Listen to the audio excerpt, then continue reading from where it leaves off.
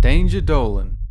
From using the Force to defeat bad guys to flying in iconic ships, we count 15 of the best Star Wars games of all time. Number 15. The Force Unleashed. This game doesn't have the best level design, it doesn't have a good story, and honestly, I don't feel like it fits properly into the Star Wars universe. However, with that said, you really feel like you control the Force in a way similar to the movies, which makes it worth playing for just about any Star Wars fan or just someone who wants to be a psychic knight bashing up droids. Just keep in mind there's some quick time events that are necessary. You might find yourself hating cutscenes more than you hate the special snowflake that is the main character.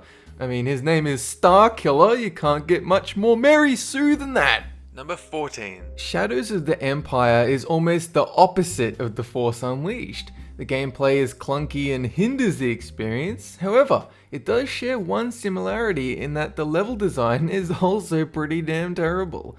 The narrative is where Shadows really shines, with an original story that will pull you through the game to the end.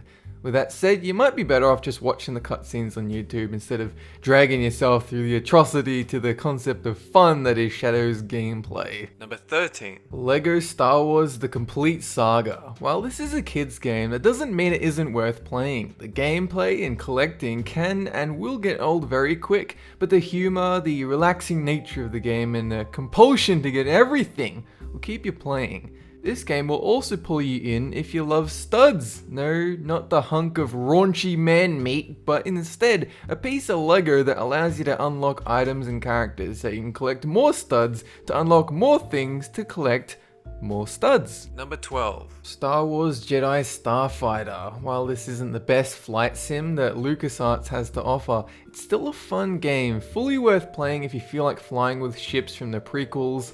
While I'm not the biggest fan of the prequels, and few people are, to say the least, they still offer some cool looking spacecraft. Something I've neglected to mention earlier is that the sound design is a big part of what makes a Star Wars game feel right. Jedi Starfighter nails the sound execution, but then so do most of the games here. Ultimately, this game is for people who have played the other flight sims too much and for some weird reason is sick of TIE fighters and X-Wings. In which case, what's wrong with you? Number 11. Super Star Wars The Empire Strikes Back. The best, hardest, and most rewarding of the Super Nintendo Super Star Wars series, with some fun force powers, a password save system, great looking 16-bit graphics. This game holds up very well. The two main downfalls would be the hidden force powers and the loose connection to the movies. If you didn't have to find the force powers and instead you gained them in a more logical fashion, the game would be much improved.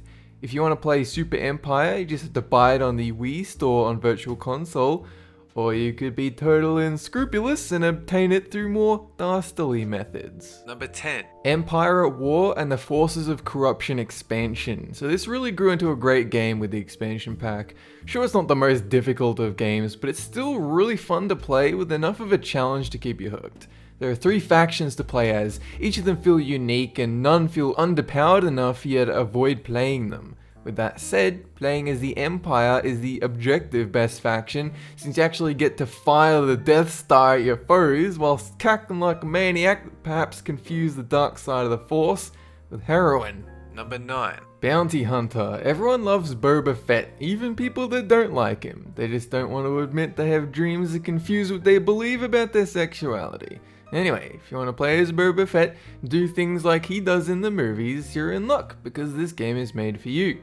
As long as you don't mind playing as Jango Fett instead, but let's be honest, they're the same goddamn person. You get a bunch of different weapons, a jetpack, and you don't just shoot everyone willy-nilly. Instead, you have to choose your targets carefully in order to avoid citizens and wasting precious ammo. Number 8. X-Wing vs TIE Fighter. The best space sim for multiplayer made in the Star Wars universe is nothing to shake your head at, even if the title is dubiously long, because if you like Star Wars and you want to play a game in that universe with friends, this game fits that bill very well.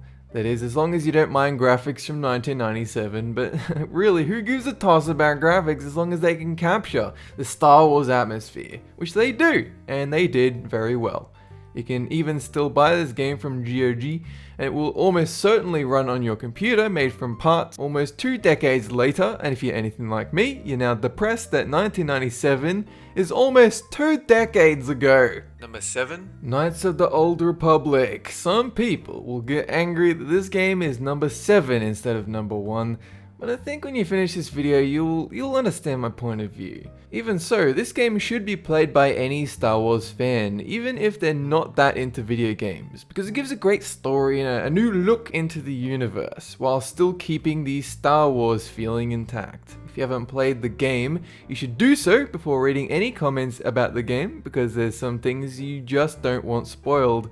But keep in mind, the combat is serviceable at best. Number 6. Republic Commando. So this game is short and sweet, and that sums it up pretty damn well. It's a brilliant game that shouldn't cost you too much to pick up these days, and it's a fun and emotional experience that no Star Wars fan should miss out on. The best way to describe this game is Halo meets Ghost Recon, which is either a deterrent or a positive depending on your gaming tastes. For me, it was a great experience. I'd recommend it to just about anyone who did or didn't ask. Number 5. The Battlefront series, how I played you to death back in the day. Maybe it's nostalgia, but I vastly prefer the first game to the second.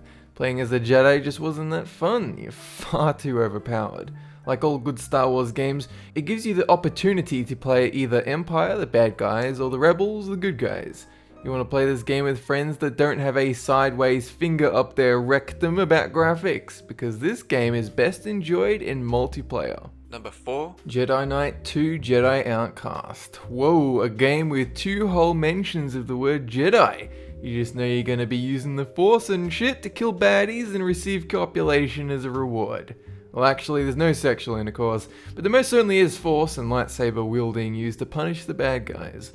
The combat is where the game shines. With jumping around and flipping like Yoda on cocaine, you simply can't go wrong. Number 3. Rogue Squadron 2 Rogue Leader, the pinnacle of these space flight sims in the Star Wars universe. Fortunately, this game is rather hard to get your Cheeto dust covered hands on, since it was only made for GameCube, and the extremely legitimate practice of emulation doesn't work very well, if at all, with this game. However, if you do manage to obtain this game, you're in for a blast and barrel roll experience of the utmost excellence, with space zipping and blast zooping. It's got it all.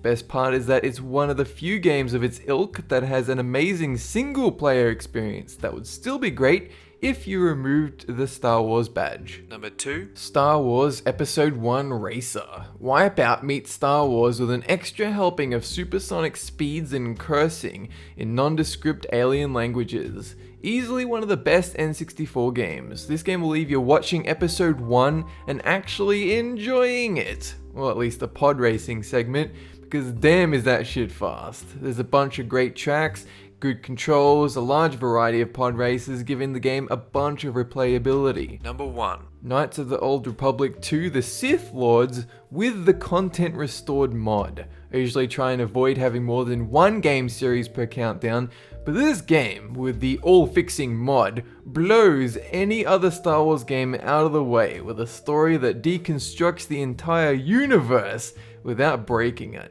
Not only that, but there's a lot more character building, giving the gameplay more variety. Some might argue that Shades of Grey doesn't belong in a Star Wars game, but I would argue with shut up, because this game does it so well. Every character feels like a living, breathing person that is also not annoying like Karth or unreasonable like Bastila. If you haven't played this game, you owe it to yourself. Just make sure you get the mod or it falls short in a lot of ways. That's it for this countdown. And have a good one!